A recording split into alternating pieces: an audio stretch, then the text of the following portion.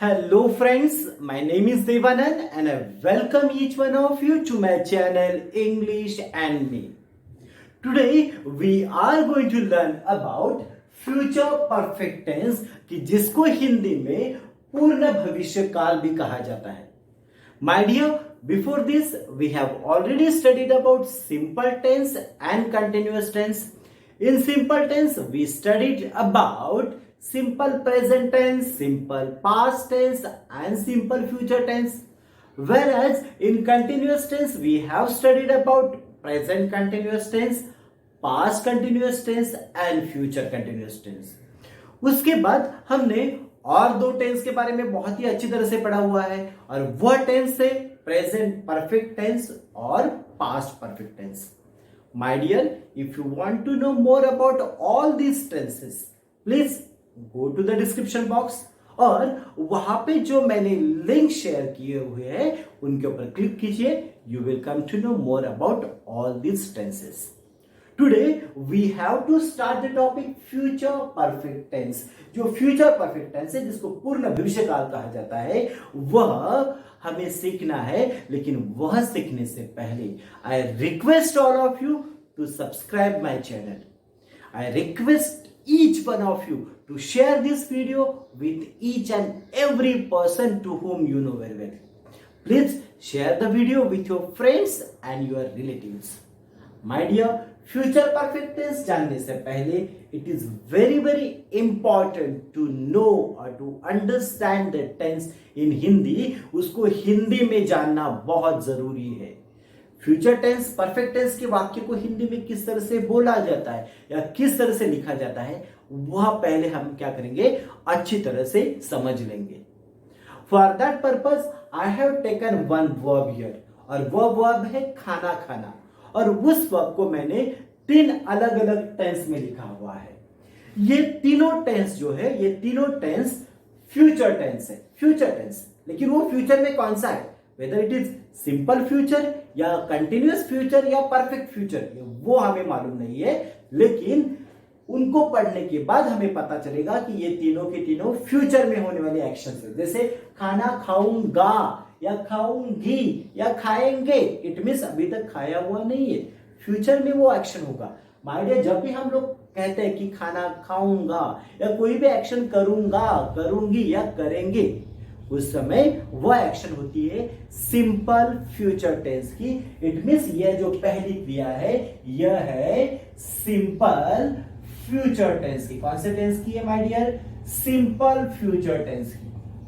Now second one जो है वह है खाना खा रहा होगा या खाना खा रही होगी या खाना खा रहे होंगे. फ्यूचर में भी जब खाना खाने की जो एक्शन है वह चल रही होगी. देखो जब भी एक्शन कोई चल रही होगी that time it is called a continuous tense. So यह जो सेकेंड जो है वह है फ्यूचर कंटिन्यूअस टेंस. ये कौन सा है माय डियर? फ्यूचर का कंटिन्यूअस टेंस है. Okay, but we have to find out here future perfect tense. हमें यहां पे future perfect tense find out करना है. फ्यूचर परफेक्ट टेंस का वाक्य फाइंड आउट करना है. देखो परफेक्ट इस शब्द से हमको पता चलता है कि परफेक्ट मीन्स व्हाट? पूर्ण. फ्यूचर मीन्स भविष्य.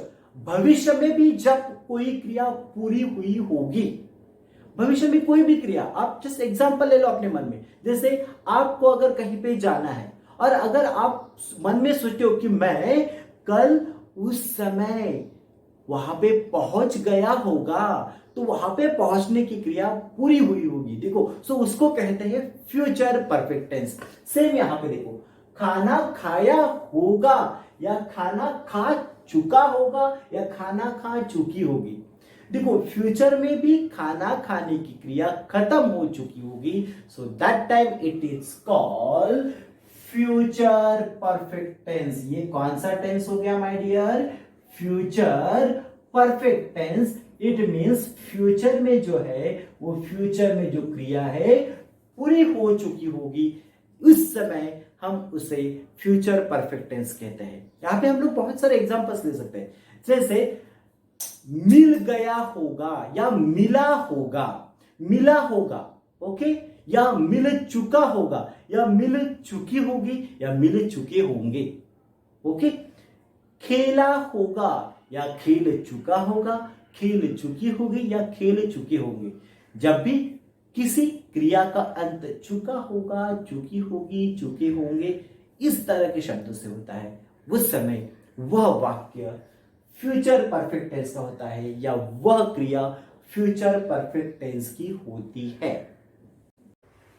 दोस्तों, अभी हमने पढ़ा कि जब भी किसी क्रिया का अंत चुका होगा, चुकी होगी या चुके होंगे, इन शब्दों से होता है, उस समय वह क्रिया फ्यूचर परफेक्ट टेंस यानी पूर्ण भविष्य काल की होती है। Here I have taken the structure of future perfect tense। English में वाक्य लिखते समय या इंग्लिश में वाक्य बोलते समय फ्यूचर परफेक्ट टेंस में कौन से वर्ब का यूज करना है, इट मीन्स वर्ब के कौन से फॉर्म का यूज करना है, वो यहां पे दिया हुआ है, और उसके पहले कौन से ऑक्सिलरी का यूज करना है वह भी दिया हुआ है। आप यहां पे देख सकते हो कि फ्यूचर परफेक्ट टेंस में हमेशा वर्ब के थर्ड फॉर्म का यूज किया जाता है, और वर्ब का third form which is called as past participle. आप सभी को मालूम है कि वर्ब के 4 फॉर्म होते हैं। First form is always in present tense, second form past tense, third form is called past participle, whereas the fourth form is called present participle। so यहां पे आप लोग देख सकते हो कि फ्यूचर परफेक्ट टेंस दिखाने के लिए वर्ब का थर्ड फॉर्म का यूज करना है, और उसके पहले वाक्य में विल हैव का यूज करना है। और क्या यूज करना है माय डियर, विल हैव का यूज करना है। तो हमेशा याद रखो कि विल हैव के बाद अगर वर्ब का थर्ड फॉर्म लेते हैं तो वह वाक्य फ्यूचर परफेक्ट टेंस का बन जाएगा, या वह क्रिया फ्यूचर परफेक्ट टेंस की होगी। यहां पे मैंने कुछ एग्जांपल्स लिए हुए हैं, let's study this examples. First one दिया है will have sold. Sold is the verb which is the third form of sell. Sell का मतलब होता है बेचना, और विल हैव सोल्ड का मतलब होता है बेच चुका होगा, या बेच चुकी होगी, या बेच चुके होंगे, या बेचा होगा। इट मीन्स फ्यूचर में बेचने की क्रिया खत्म हुई होगी, इसको कहते हैं future perfect tense. Second one will have sown. Sown is the past participle of sow. Sow का मतलब होता है बीज बोना, बोने की क्रिया। सो यहां पे विल हैव सोन मीन्स बोया होगा, मीन्स फ्यूचर में बोने की क्रिया खत्म हुई होगी, या बो चुका होगा, बो चुकी होगी, या बो चुके होंगे। Third one will have defeated.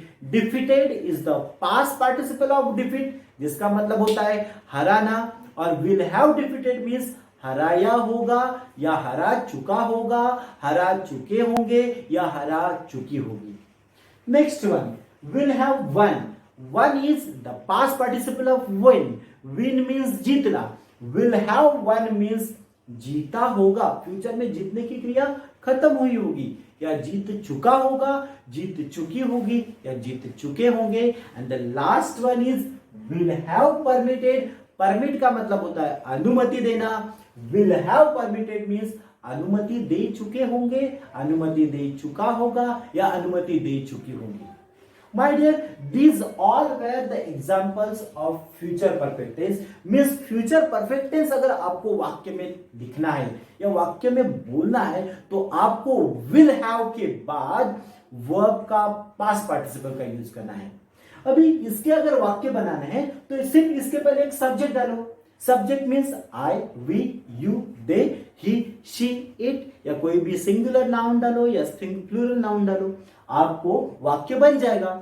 एक बात याद रखो, वाक्य बनाने के लिए एटलीस्ट एक सब्जेक्ट और एक वर्ब की जरूरत होती है। अगर इसके पहले मैं आई लेता हूं तो वाक्य क्या बन जाएगा, आई विल हैव सोल्ड मीन्स मैं बेच चुका होगा, या मैं बेच चुकी होगी, या मैंने बेचा होगा, फ्यूचर में मेरी बेचने की जो क्रिया है वो खत्म हो चुकी होगी।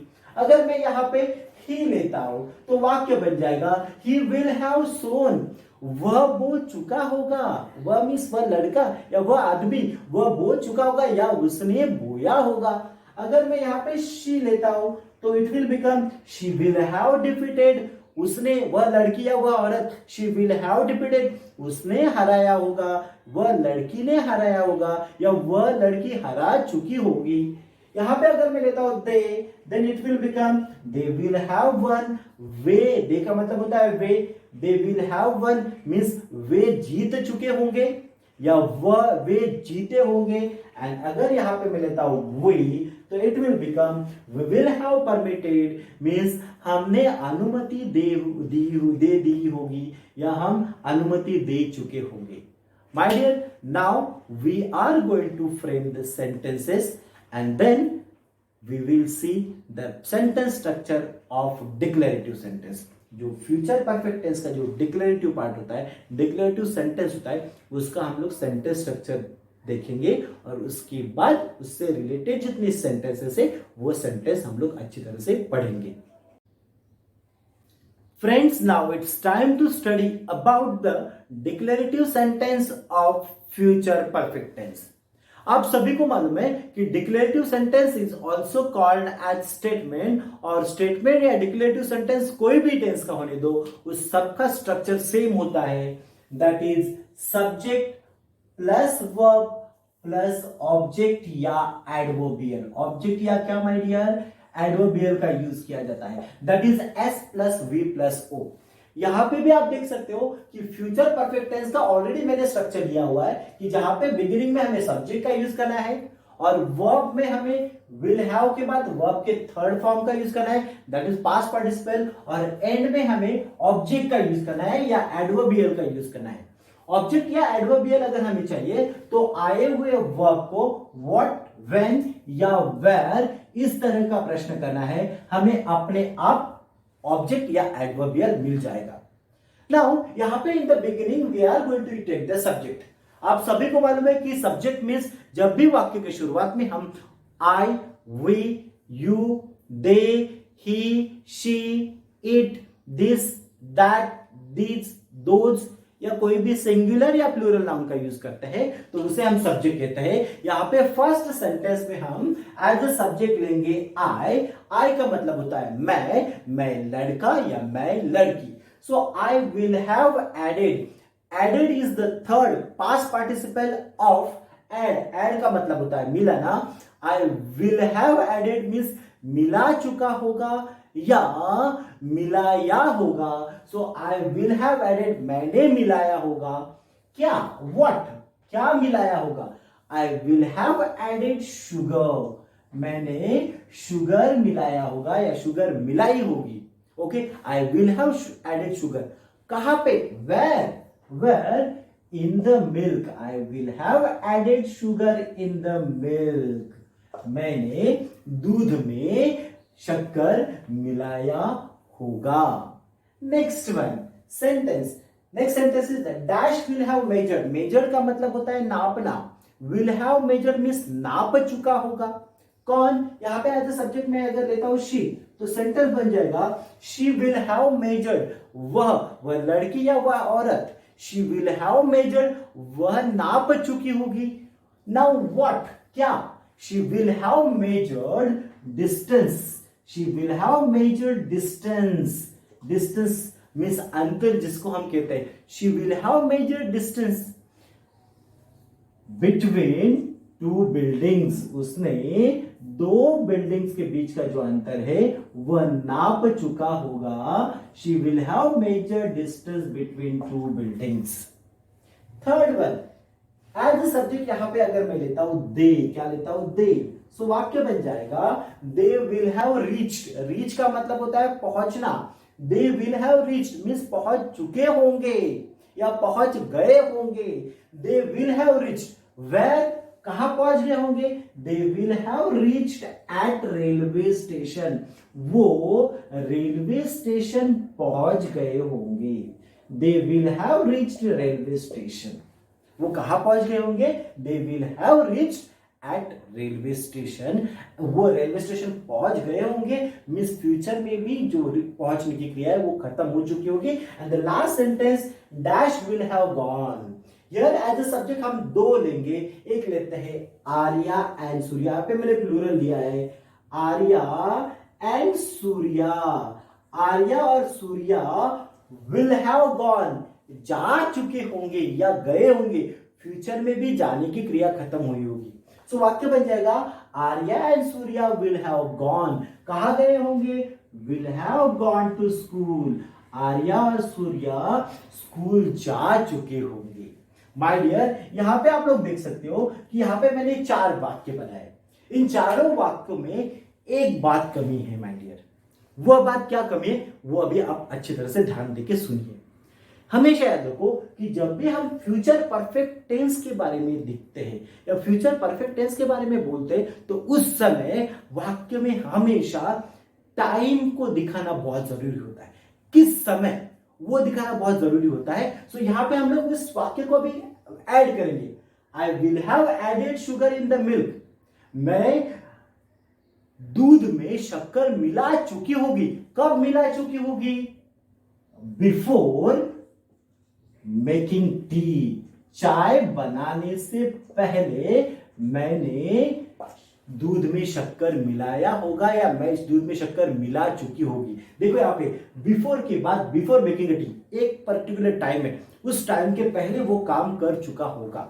Next one, she will have measured, वह नाप चुकी होगी। What, she will have measured distance between two buildings, वह 2 बिल्डिंग के बीच का जो अंतर जो है वो नाप चुकी होगी। कब नाप चुकी होगी, by the evening, by the evening, शाम तक वह नापने का काम उसका खत्म हुआ होगा। तो she will have measured distance between 2 buildings by the evening. यहां पे देखो बाय के बाद टाइम का मेंशन किया है। Next one, they will have reach, वो पहुंच चुके होंगे। कहां पे, एट रेलवे स्टेशन। कब, they will have reach railway station by 8 o'clock, कब पहुंच चुके होंगे, बाय 8 o'clock, 8 बजे तक पहुंच चुके होंगे। And Arya and Surya will have gone to school, Arya और सूर्या स्कूल जा चुके होंगे। कब जा चुके होंगे, बिफोर आई रीच्ड होम, मैं घर जाने से पहले वे आर्या एंड सूर्या स्कूल जा चुके होंगे। My dear, these all were the sentences of future perfect tense. I hope you understood the sentences. I hope you understood the topic very well. Abhi, friends, now let's move towards the last part of the video, that is evaluation part. Here I have taken 3 questions और हर एक question में मैंने blanks दिए हुए हैं और blanks के बाद जो ब्रैकेट है उन ब्रैकेट पे मैंने वर्ब का यूज किया है। फर्स्ट जो वर्ब है वह है टीच, सेकेंड वर्ब एनरोल और थर्ड वर्ब जो है वो है स्टार्ट है। अभी आपको क्या करना है, इन ब्लैंक्स में इन वर्ब्स का फ्यूचर परफेक्ट टेंस यूज करना है। आप सभी को मालूम है कि फ्यूचर परफेक्ट टेंस में हम हमेशा वर्ब का थर्ड फॉर्म लेते हैं और उसके पहले विल हैव का यूज करते हैं। तो वाक्य क्या बन जाएगा, first one, a teacher will have, a teacher will have और टीच का थर्ड फॉर्म होता है taught. Our teacher will have taught, हमारे टीचर पढ़ा चुके होंगे या हमारे टीचर ने पढ़ाया होगा। क्या पढ़ाया होगा, the lesson before the first unit test, हमारे टीचर ने यूनिट टेस्ट के पहले पाठ पढ़ाया होगा या हमारे टीचर यूनिट टेस्ट के पहले पाठ पढ़ा चुके होंगे। सेकंड सेंटेंस, हिज ब्रदर, यहां पे एनरोल, एनरोल का मतलब होता है दाखिल करना। ओके, सो हिज ब्रदर, उसके भाई ने विल हैव एनरोल या उसका भाई will have enrolled, enrolled, this is the past participle of enrolled. His brother will have enrolled in the dance competition, उसका भाई डांस कंपटीशन में क्या किया होगा, दाखिला ले चुका होगा या उसके भाई ने डांस कंपटीशन में दाखिला लिया होगा। By the end of this month, इस मंथ के एंड तक उसके भाई ने डांस कंपटीशन में दाखिला लिया होगा। Third sentence, they dash start the match, start का थर्ड फॉर्म होता है स्टार्टेड, उसके पहले विल हैव का यूज करो तो वाक्य बन जाएगा, they will have started the match, वे मैच स्टार्ट कर चुके होंगे before we reach the stadium, हम स्टेडियम पहुंचने से पहले वे मैच स्टार्ट कर चुके होंगे। My dear, today we have studied about future perfect tense. इसके पहले भी हमने सिंपल टेंस, कंटिन्यूअस टेंस और परफेक्ट टेंस के बारे में सीखा है। सिंपल टेंस के 3 प्रकार, कंटिन्यूअस टेंस के 3 प्रकार और परफेक्ट टेंस के 3 प्रकार। ऐसे आज तक हमने 9 टेंस के बारे में बहुत ही अच्छी तरह से पढ़ा हुआ है। Go to the description box, वहां पे लिंक दिए, उसके ऊपर क्लिक करो। आपको सभी टेंस के बारे में फिर से मैं एक बार बताऊं, आपको सभी टेंस के बारे में बहुत ही अच्छी तरह से जानकारी मिलेगी। My dear, learning tense is not at all difficult. आपको अगर ये 9 टेंस के बारे में बहुत ही अच्छी तरह से एक बार रिवाइज करना है तो एक ही काम करो, सभी टेंस के नाम एक के नीचे एक लिखो। उसके बाद सिंपल प्रेजेंट के सामने एक एग्जांपल लेते हैं। अगर प्ले में वर्ब लेता हूं तो प्ले लिखो। प्ले का मतलब होता है खेलना, या खेलता हूं या खेलती हूं। उसके बाद सिंपल पास्ट के सामने लिखो प्लेड, खेला। सिंपल फ्यूचर के सामने लिखो विल प्ले, खेलूंगी। बाद में नीचे आ जाओ, continuous present continuous, Amy's are playing, खेल रहा हूं, खेल रही हूं, खेल रहे हैं। पास्ट कंटिन्यूअस के लिए वॉज वर प्लेइंग मीन्स खेल रहा था, खेल रही थी, खेल रहे थे। फ्यूचर कंटिन्यूअस टेंस के लिए विल बी प्लेइंग मीन्स खेल रही होगी, खेल रहा होगा, खेल रहे होंगे। Same you come for present perfect, past perfect या future perfect. I hope you understood today's topic very well. My dear, we will meet you soon in the next video. But remember one thing, practice makes a man perfect.